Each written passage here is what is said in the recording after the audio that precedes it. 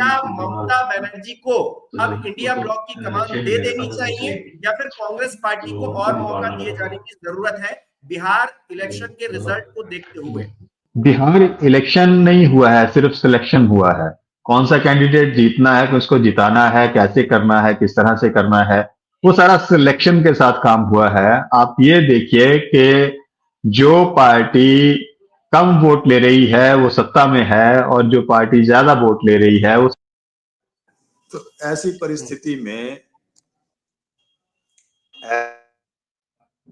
ये एक्सपेक्ट करें कि देश में चुनाव हो रहे हैं या जिस देश में लोकतंत्र जिंदा है, तो ये अपने आप में एक बहुत बड़ा प्रश्न खड़ा हो गया।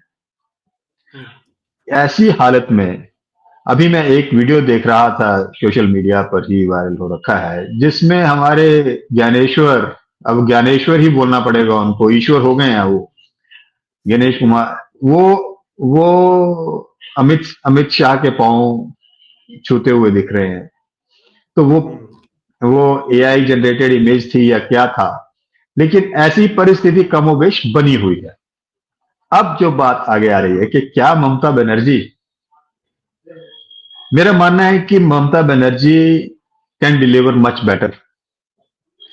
वही एक स्टेट है जहां पर अभी तक भारतीय जनता पार्टी अपनी सेंध मारी नहीं कर पाई है, और उसका कारण यह है कि ममता बनर्जी उसी भाषा में जवाब देने की क्षमता रखती है जिस भाषा का इस्तेमाल ये लोग कर सकते हैं।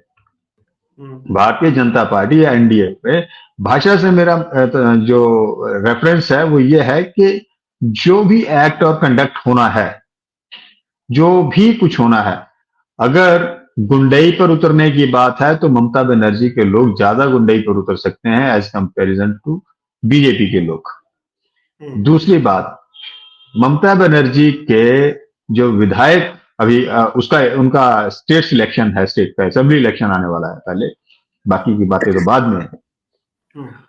तो वो जो परिस्थितियां हैं, आप उन परिस्थितियों के ऊपर अगर नजर दौड़ाएंगे तो वहां पर भी ममता बनर्जी भारी पड़ती है भारतीय जनता पार्टी के आंकड़ों के ऊपर।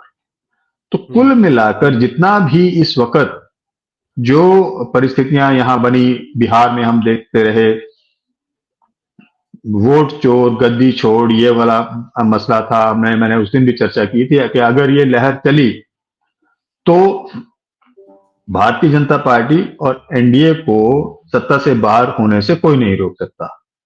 लेकिन अगर ये चीज एस्टेब्लिश नहीं हुई तो कोई कारण नहीं है कि एनडीए वहां पर दोबारा सरकार ना बना सके। So what that is happened, चाहे वो आप ईवीएम का शोर मचा लें, चाहे वो दूसरे कारण बीच में डाल लें, लेकिन कुल मिलाकर वोट प्रोसेस जो है देश का, जो वोटिंग पैटर्न है देश का, वोटिंग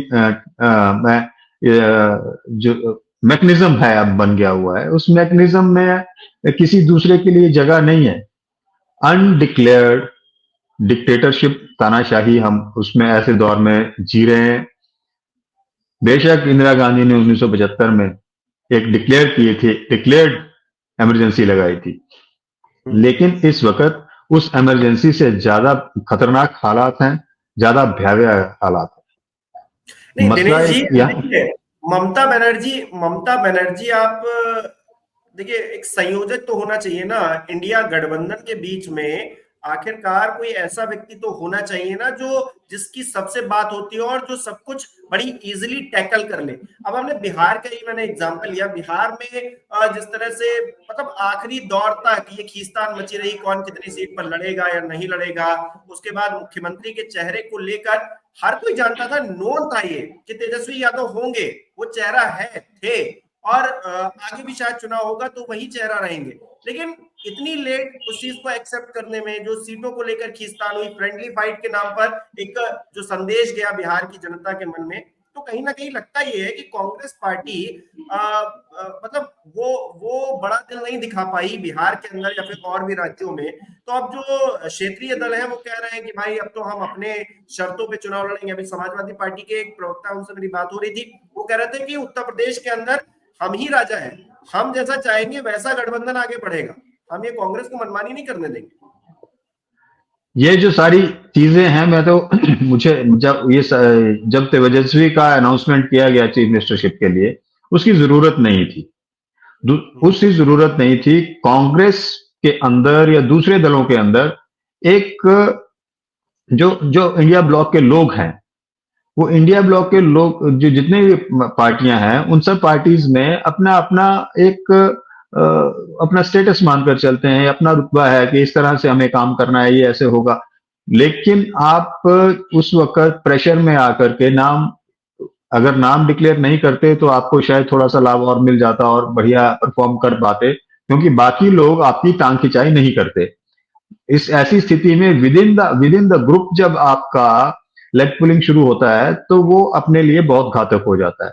दूसरी तरफ why we are talking once again कि ममता बनर्जी के पास वो सारी परिस्थितियां अनुकूल बनी हुई हैं, और उसके प्रदेश में एक एक थॉट यहां पर यह भी आती है कि अगर इसी तरह से इंडिया ब्लॉक के लोग अगर आपस में उलझ रहे हैं और उलझे रहेंगे, तो एनडीए में कुछ ज्यादा नहीं है।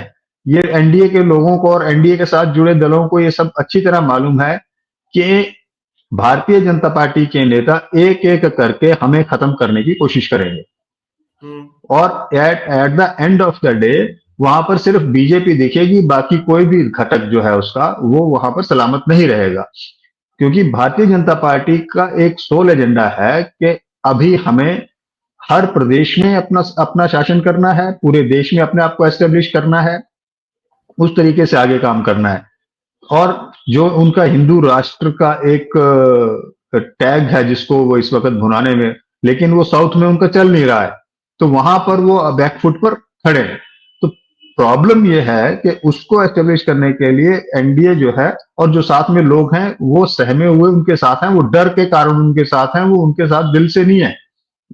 शुरू में वो जरूर उनके साथ रहे, लेकिन अब उन्होंने एक खौफ पैदा कर दिया, तो उस खौफ के चलते ये सब चल रहा है। दूसरी तरफ जो हम ममता बनर्जी की बात कर रहे हैं, ममता बनर्जी से भारतीय जनता पार्टी को खौफ है। वहां पर सिर्फ एक ऐसा दल है जिससे खौफ है। अभी कांग्रेस को ये लोग हल्के में लेने शुरू कर दिए हैं सब लोग, लेकिन अगर आज भी कोई एक दल है जो भारतीय जनता पार्टी के सामने खड़ा हो सकता है, तो वो अगेन कांग्रेस ही है, वो राहुल गांधी ही है। वो और कोई व्यक्ति मुझे उस लेवल पर काम करता हुआ नहीं दिख रहा है जो इंडिया ब्लॉक में होना चाहिए। तो जो कुछ चाहे शोर मचाओ, चाहे जो कुछ भी करो, लेकिन कम से कम इस वक्त राहुल गांधी आपको याद होगा जब ये तेजस्वी का अनाउंसमेंट हुआ ये मिनिस्टरशिप के बाद, उसके बाद राहुल गांधी का टोन एंड टेनर भी सॉफ्ट हो गया। वो उस आक्रामकता के साथ वहां पर नहीं रहे। सेम इज द केस कि क्या हमें अब ममता बनर्जी में वो उनका उस कन्वीनर बनाया जाना चाहिए, उनको वहां का ये सब किया जाना चाहिए। तो आई डू अंडरस्टैंड, मेरे अंडरस्टैंडिंग में यह जरूर आता है कि Mamata Banerjee is a good candidate. If it is she is not better, but she is a good, at least better than many others other than Rahul Gandhi. तो ये सब चीजें जो है, और वो अच्छी ओरेटर भी है जो कि पार्टी को बहुत जरूरी है, और she is crowd puller as well.